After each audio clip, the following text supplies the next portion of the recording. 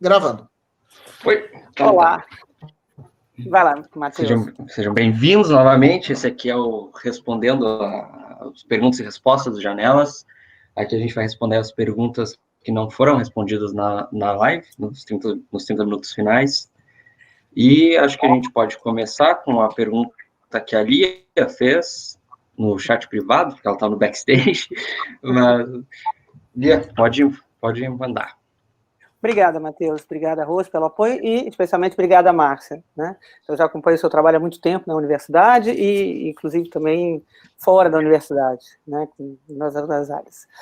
Então, assim, eu concordo com você e eu concordo com o seu otimismo. Ele é um otimismo iluminista e eu trabalho com o século XVII um pouco por isso. Né? Então, trabalho com racionalistas e etc. Mas uma coisa, eu ia fazer uma pergunta provocadora, assim, amistosa, né? Que é o seguinte, né? Eu acho que eu não sei até onde, né,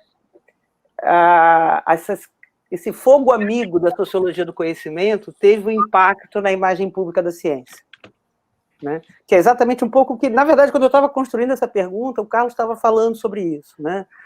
Porque, assim, o senso comum ele tem uma visão muito positivista, né, muito ingênua da ciência, né, como sendo que funciona no 880, como você falou, né? Se eles não sabem isso, então eles não sabem nada. Né? E também a dificuldade que a gente tem é que, para cada caso de sucesso, você pode apresentar um caso de fracasso. Né? Então, que isso diz respeito a essa sofisticação do conceito mais moderno, final da modernidade contemporânea de ciência. Que nós sabemos que isso enriquece mais do que deprecia a ciência. Né? Quer dizer, quando nós passamos a ver a ciência dessa forma, nós temos uma visão muito mais rica e muito mais ampla.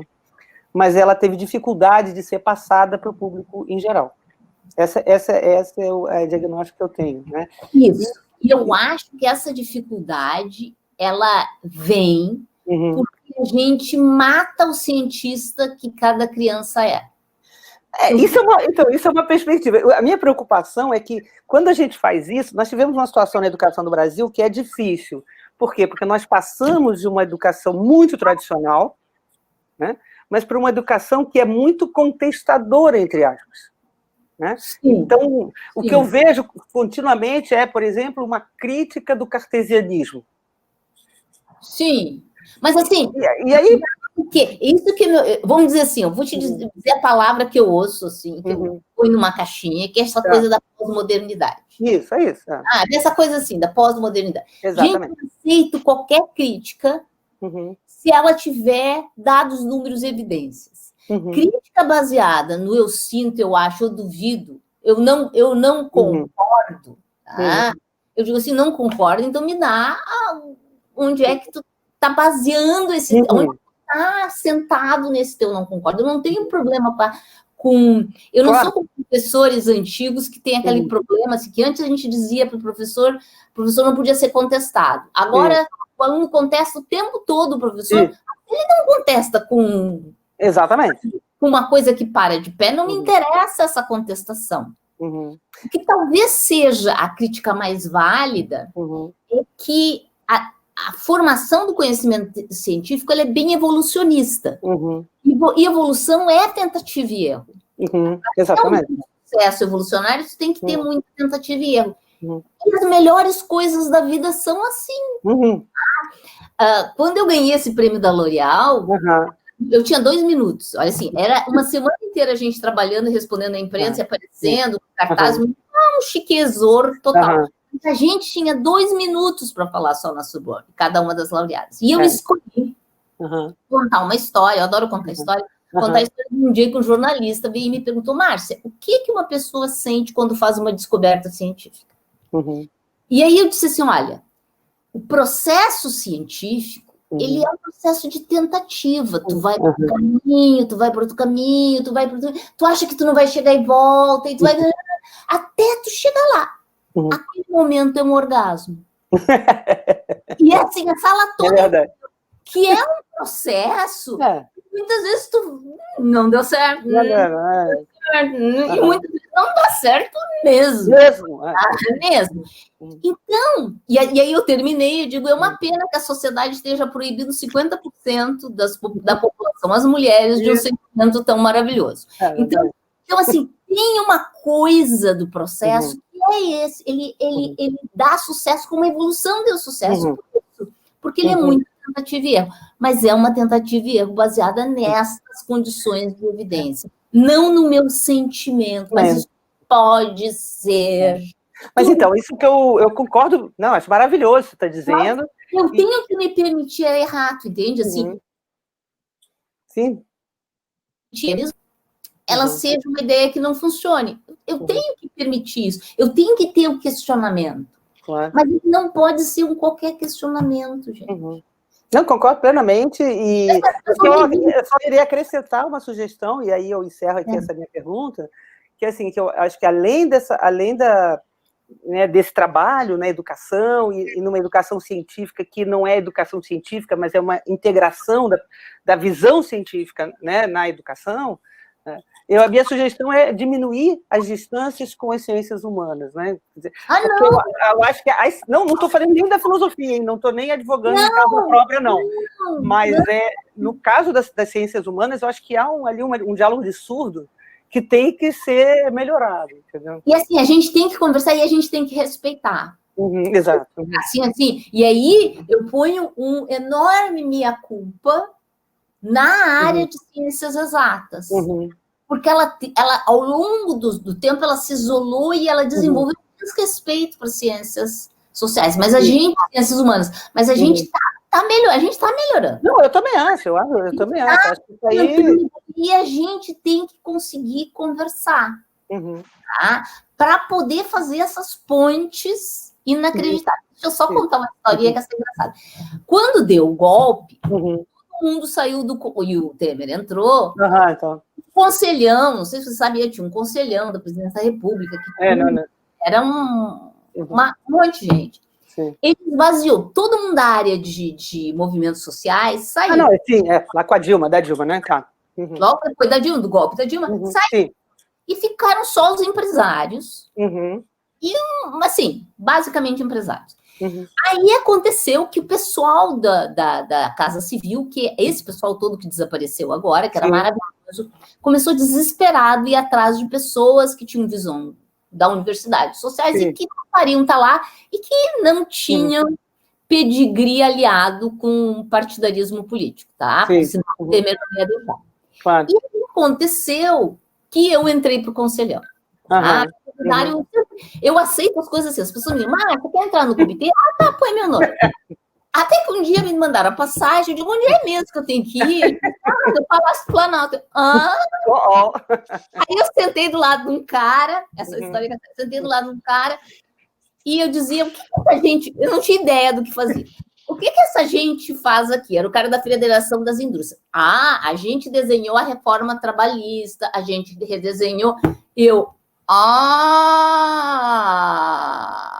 Aí o presidente lá falando umas bobajadas, aí eu me virei para o cara e disse, não está nesse país que o presidente está descrevendo, que país é esse? E o cara já começou a levantar uns olhos assim. Mas vou dizer uma experiência interessantíssima que eu tive nesse conselhão. Nós tínhamos que fazer uma reforma política. Era a última tarefa do conselhão antes de entrar o governo, propor uma reforma política. E aí veio um especialista da área de ciências sociais e deu toda uma palestra, e veio o cara da Ordem dos Advogados e deu toda uma palestra, tudo assim, gente da área super, sabe? Aí eu me lembro que eu levantei a mão, e assim, toda a assim, vindo do Temer era a gente propor parlamentarismo, tá? Era assim, tipo um jogo de forças para esse grupo de pessoas, de empresários, muito envolvidos com a Ordem dos Advogados, propusesse parlamentarismo. E aí tinham esses especialistas falando, eu só levantei a mão, do meu jeito, todo mundo olhava, eles chamavam de a professora, porque eu era uma das poucas professoras da sala, e sabiam que eu era da área de ciências, então eu só sabia lidar com números. E eu disse assim, podia me esclarecer uma coisa? Eu sou meio ruim nessa coisa de história, mas eu me lembro que toda vez que a gente testou o parlamentarismo do país, é porque teve um golpe político. Só que era isso mesmo. Matou. Vou dizer assim, matou. A gente propôs uma outra coisa, que também depois o Bolsonaro não quis aplicar, a gente fez uma outra proposta, e assim, o pessoal da Casa Civil, mas vocês não vão propor parlamentarismo? Os caras se olharam, os empresários disseram, claro que não, tu não entendeu? Entendeu o que ficou claro aqui? Ah, então, assim, ó, essa conversa, ela é uma conversa, depois até essa pessoa que estava dando a palestra, eu convidei para uma banca de um aluno meu que estudava. A gente olhou todas as votações por 10 anos do Congresso e fizemos uma clusterização para vir descobrir se o Brasil tem partido político. Porque eu acreditava que se as pessoas que votam igual estão no mesmo partido. A gente descobriu que não tem partido político. Tá? Que é óbvio, qualquer cientista social ia me dizer que não tem partido político, mas eu queria ver no que eu sei fazer, que é números. E aí convidei esse cara para a banca e eu consegui ver, assim, como tem problemas e questões que tem que trabalhar junto, né? E aí a gente vai destruindo essa... Isso, exatamente. E destruir isso, a gente vai eliminar um monte de coach quântico. Tá? O uso da palavra quântica inadequadamente, por exemplo.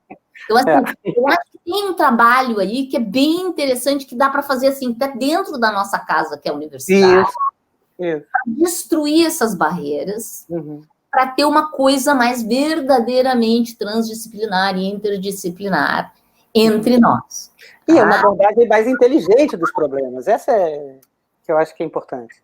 Isso! Uma abordagem mais inteligente dos problemas. E a gente consegue, e assim, eu vou conseguir entender coisas, cada lado eu vou conseguir entender coisas que eu não entendia, cada vez que eu converso com alguém do outro lado, mesmo do meio empresarial, foi uma experiência super interessante, então, eu consigo entender como as pessoas pensam e como a gente consegue, com evidências, com provas, chegar a uma solução comum para as coisas.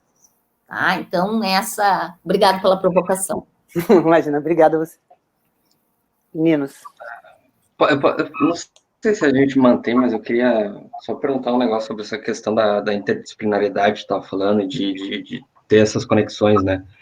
Porque me parece, sei lá, pega, sei lá, neurologia, dá um exemplo meio, provavelmente incorreto, mas tá, o cara lá faz uma descoberta que tudo pode reduzir o cérebro a simples conexões químicas ali, e o negócio funciona desse jeito, e tu consegue caracterizar e tu consegue mapear tudo isso. Isso não diz nada da nossa experiência, sabe? Isso não diz nada de como a gente se sente e da nossa experiência no mundo. Não, mas assim, ó, talvez tu consiga conectar coisa química. Eu imagino que isso talvez seja... Mas talvez tu possa conectar coisa química com uma experiência e aí desenhar um remédio. Entende o que eu quero dizer assim, ó? Não, sim, eu não digo nesse sentido. Sim. Não, só ia falar que daí talvez revelar essa experiência à luz dessa nova descoberta seja o papel da filosofia, e daí tu sai da questão da ciência. E daí entra essa questão da interdisciplinariedade. Porque... Sim, mas assim, eu ponho... Tu diz assim, tu sai da questão... Não é. Eu acho que todo conhecimento está no mesmo pacote. Entende? O método, eu preciso conectar essa coisa da minha medida do número com as outras questões. Tá? Eu não acho que questões que eu acho que povoam o universo da filosofia, ela ser consciência, como é que eu vou discutir essas coisas, elas estão fora desse pacote do conhecimento. Por isso que eu prefiro chamar conhecimento do que ciência. Tá? Porque ele é um pacote mais amplo. Eu coloco arte, eu coloco tudo dentro desse mesmo pacote. Que é um pacote de expressão do que é essa construção que os seres humanos fazem. E ele tem que dialogar. Eu preciso entender isso, eu preciso entender por que um pintor do século XIX pintava do jeito que ele pintava e fazia a música. O que no conhecimento gerou aquele momento? E isso é o conhecimento. Conhecimento, ele não é... E mesmo esse conhecimento, ele tem jeito de eu fazer medida, de eu ter evidência, eu só tenho que me organizar para isso. E perguntas que antes... Hoje em dia, a gente pode fazer perguntas que antes a área de ciências sociais investigava com 3, 4 pessoas. Eu li um estudo agora com 120 mil pessoas para entender a ambição. 120 mil pessoas. Minhas simulações com água não tem tantas partículas assim. Tá? Então, e é inacreditável isso. Eu vi um estudo feito com 200 crianças. Tá? Então, eu não vejo uma limitação. A gente tem que construir jeitos para medir e para conectar. É fácil? Não, não é. Não é. Eu não estou dizendo que é fácil. Eu estou dizendo que nós não seremos capazes de fazer a próxima transição de sociedade, e nós precisamos fazer uma transição de sociedade, porque esse modelo patriarcal, escravocrata, capitalista está morto, para uma outra sociedade, se eu não juntar tudo. Né? Eu não vou conseguir fazer esse desenho só com física. Embora os físicos pensem que sim, tá? Nós somos uma raça horrível, a gente acha que resolve todos os problemas do universo, a gente acha que faz econofísica, mas não vão conseguir fazer esse desenho. Esse desenho, ele envolve muitas coisas, tá? De muitas dinâmicas que a gente não é capaz nem de sonhar. Então, vai envolver construir dialetos para a gente construir, para a gente montar essa conversa. Mas ela só vai funcionar se as pessoas acreditarem, terem essa confiança no conhecimento. Que é mais do que só fazer o senador acreditar nisso. Ah, não, eu não quero o senador acreditando, eu não quero o rico acreditando nisso, eu não quero mais o presidente acreditando nisso. Eu quero a população, porque eu acredito na democracia. Ah, então, se tem uma tarefa que a gente tem que fazer, a gente tem que trazer a população para perto. E a gente não traz a população para perto se ela não sente que pode fazer a pergunta. E hoje ela não sente. Tá? Vou te contar uma experiência. Eu trabalho em água, escrevo, faço TED, essas coisas sobre água. E toda vez que aparece um TED novo, vou dar uma palestra pública, eu recebo e-mails do mundo inteiro de pessoas fazendo perguntas. Eu nunca recebi do Brasil. Tu entende, assim, que um agricultor nos Estados Unidos me escreve e disse assim, olha, eu tenho um poço com água salgada aqui, como é que eu faço para resolver esse problema do jeito mais barato? Eu recebi um chinês, um australiano, foi muito engraçado, o australiano me escreveu, eu sinto uma sensação estranha quando eu tomo banho na minha casa. E eu nunca digo, é bobagem, tá doido, etc. Eu respondi para ele, olha, manda examinar a água da tua casa. Ele disse, eu fiz isso, mas ninguém da universidade quer olhar, porque cientista em toda parte do mundo é meio cheio e não quer olhar. Aí eu disse para ele, manda para mim. Mas pensando que, no fundo, pensando que ele tinha uma impressão. A água da casa dele estava contaminada com ferro. Eu digo assim, troca imediatamente, tu realmente tem um problema na tua casa. Tá? Então, assim, as pessoas, quando estão em culturas em que minimamente elas têm alguma formação, elas têm curiosidade, mas mesmo nesses países ricos, elas não conseguem falar com as pessoas que podem responder as perguntas. Porque o cientista não gosta de fazer isso. Sinto muito informar. Com um tempo, tu para tudo, tu pensa, o que será que houve? É um problema. Agora, no Brasil, isso não acontece. Tá? E isso me deixa bastante chateada. Tá? Dos brasileiros não virem perguntar por que razão. Porque quando acontece, eles vêm me explicar o meu trabalho. Porque, afinal de contas, eu sou uma mulher. E até um motorista de táxi acha que sabe mais sobre água do que eu. Quando eu digo que eu sou uma cientista que trabalha em água. Tá? Então, tá? Então, nós temos muito trabalho pela frente. E nós temos... Eu pensava que só acontecia com a filosofia, não. Então pelo menos eu já fico um pouco mais tranquilo. Não. E nem falar quando eu digo que trabalho, porque eu faço estudos de gênero também, né? Quando eu falo estudo de gênero, todos os meus colegas físicos que nunca leram um paper de gênero vêm me explicar por que tem poucas mulheres na física, baseadas na emoção e na experiência pessoal deles. Isso é nota aí, eles não acreditam no conhecimento, porque eles não usam o método científico para esse assunto. Sim, eles não vão investigar o próprio preconceito, enfim. Não, mas assim, é de ciências sociais, então eu não vou usar o método científico. Tá? Porque não é uma ciência dura ou coisa assim. Não é, então para que usar método científico? Né? Mas a gente tem conseguido por isso que a gente traz dados, estatísticas, então isso está sacudindo um pouquinho esse lado aí. Esse lado está sentindo, e as coisas estão mudando, nós estamos mudando bastante. Mas segue, porque senão eu não vou responder todas as perguntas. Pois é, então, vamos lá, gente. Acho que são mais duas, eu acho. Temos mais duas. Né? Põe as duas, desculpa te interromper, Rosto. Você pode ler as duas, ou colocar, e aí a Márcia faz um comentário. Sim, o que você até acha? porque as duas tratam assim, da pesquisa e universidade, talvez, e de como falar com as pessoas, né? A primeira e a maior delas é da Érica Amaral. Ela pergunta: a desvalorização da pesquisa agora vem de toda uma visão errada da ciência, que demora para chegar na maioria. Geralmente os textos e palestras conversam apenas com a área. As fake news são compartilhadas pela sua linguagem fácil, distorcendo a lógica de maneira mais simples de entender do que a própria lógica. Você acha que mais projetos abertos conseguiriam reverter a visão de não pertencimento e, por consequência, conseguir valorizar o conhecimento científico? Tá, então são duas questões. Vamos começar com a questão das fake news. Realmente, se tu explicar uma coisa de jeito fácil para as pessoas e tu disser para aquelas pessoas aquilo que elas querem ouvir, elas vão aceitar. Para explicar aquilo que elas não querem ouvir, tu vai ter que ser fácil e vai ter que ser bastante incisivo, e a pessoa vai ter que ouvir muitas vezes isso, tá? Agora, não vamos culpar tanto nós da universidade. Eu não tenho treinamento para falar em público. Eu não tenho treinamento para contar fácil o que eu faço. Então, assim, nós tínhamos que incorporar esse tipo de aprendizagem em toda a universidade. A gente é treinado para falar com os pares.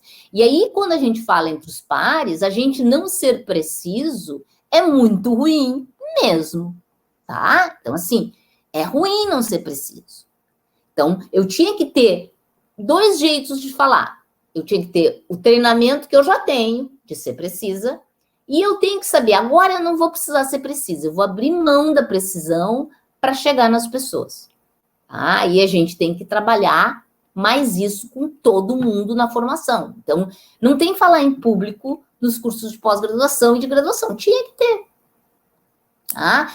E nós tínhamos que, dentro da valorização acadêmica, dar mais pontos para atividades de extensão. Tá? Na física, extensão é aquilo que tu faz se tu não sabe fazer pesquisa. É a mesma coisa.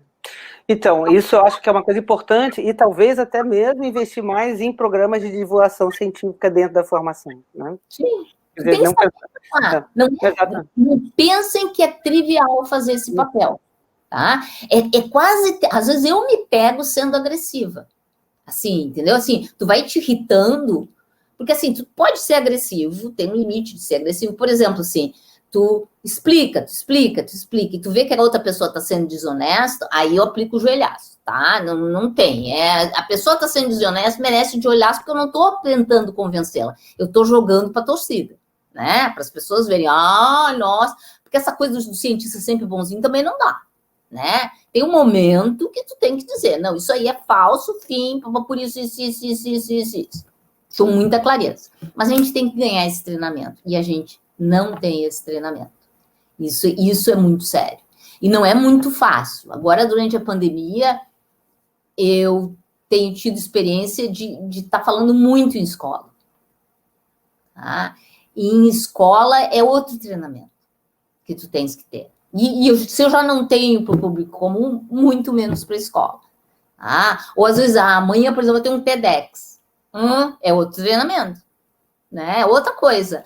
Ou Campus Party, é outra coisa. Mas a gente precisa ter as pessoas fazendo isso. Mas eu vejo cada vez menos as pessoas querendo fazer isso. Por quê? Porque é o tempo que eu podia estar produzindo mais um artigo. Né?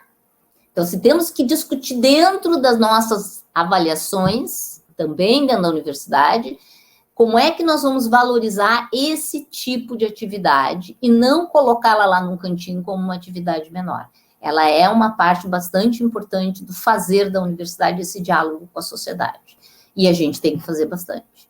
Sinto muito, mas vai dar trabalho, fazer essa formação vai dar trabalho e a gente vai ter que continuar fazendo. Se me permite o adendo, tem também a questão que muita gente assume que o povo da universidade, especialmente os professores, por serem professores, já tem esse treinamento todo, quando na verdade a gente sabe muito bem que tem professores que não têm treinamento nem para serem professores, muitas vezes. Eu não tenho, eu sou bacharel. Entendeu? Essa é a profissão mais louca. Tu forma um bacharel, mestre, doutor, a pessoa nunca aprendeu a lidar com pessoas e joga em sala de aula. Por isso, assim, ó, a gente fez um estudo agora sobre assédio e a gente descobriu entre os respondentes, que tinha bastante percentual de respondentes da URGS, que 50% das pessoas dizem já ter sofrido assédio moral dentro da universidade. E quando tu lê o que eles chamam de assédio moral, muito assédio sexual ali misturado. Muito. É assim, é epidêmico. Por quê? Tu pega uma pessoa que é o professor, que não tem ideia de como lidar com outras pessoas, que nunca teve um treinamento sobre nada, que era um aluno, aluna, e joga em sala de aula, acha que virou dono da sala de aula. E aí diz coisas, horrores e pavores. E trata as pessoas do jeito mais terrível. A gente não tem treinamento nem para dar aula e nem para tratar as pessoas. Tá? A gente responde a comitê de ética para picar bichinho e para fazer questionário. Mas ninguém passa um comitê de ética de como você vai tratar seus alunos de graduação, mestrado e doutorado. Tá? E a gente não tem treinamento para isso. Então, assim, aí aparece o resultado. Tá? De um sistema de pessoas que não sabem se relacionar com as outras pessoas. A gente tem que aprender isso, a gente tem que aprender a falar em público, a gente tem que aprender a ouvir e se relacionar com a população, e se relacionar com os políticos, e tentar fazer toda uma construção e abrir a universidade. Tá? Mas vou dizer, é muito difícil, porque a universidade é mais confortável no meio dos seus iguais. E pedindo dinheiro para o governo e para os pagadores de impostos, quando a gente tinha que estar mostrando por que esse dinheiro é um investimento.